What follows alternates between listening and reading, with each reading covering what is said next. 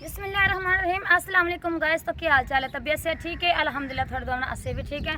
तो गाइस तुसीं वेख रहे हो साडा यूट्यूब दा चैनल बिलाल AKP व्लॉग। ते पिछले व्लॉग दे विच तुहानूं विखाया भी है कि असीं दरिया दे उत्ते गए रहे हैं, बिल्कुल नज़दीक उत्ते गए रहे हैं, क्योंकि उत्थे असीं वीडियो भी बनाई है, यूट्यूब दा व्लॉग भी बनाया है। ते तकरीबन उस टाइम पानी आ रहा है, ठीक है ना, इतना तेज़ आ रहा है ना।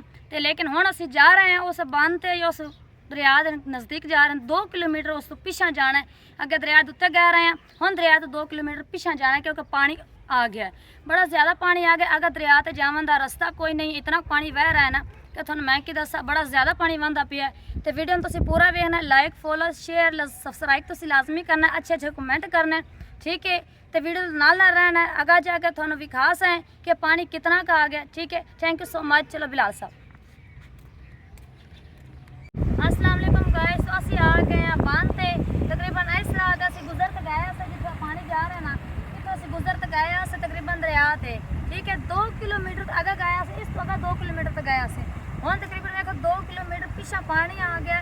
तो बांध नाल लग गया, इतने बांध नाल कश्तियाँ भी लग गई ने, क्योंकि बड़ा नुकसान हो गया। कोई आ रहा है, कोई जा रहा है, किन्होंने समान विच पिया है, किन्होंने कढ़ लिया है।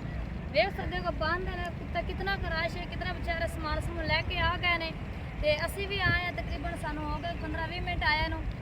तो असी अं अगा भी गए हैं, उसे अगा तकरीबन उत्थे कह रहे हैं कि 2 बंदे भी डिगे, एक लभ गए एक नहीं लभा, क्योंकि से बंद एरिया के डिगे। तो अल्लाह माफ़ करे, अल्लाह मेरी तौबा, अल्लाह पाक रहम करे हर दे बच्चों के, क्योंकि देख सकते कितना पानी तेज़ जा रहा है।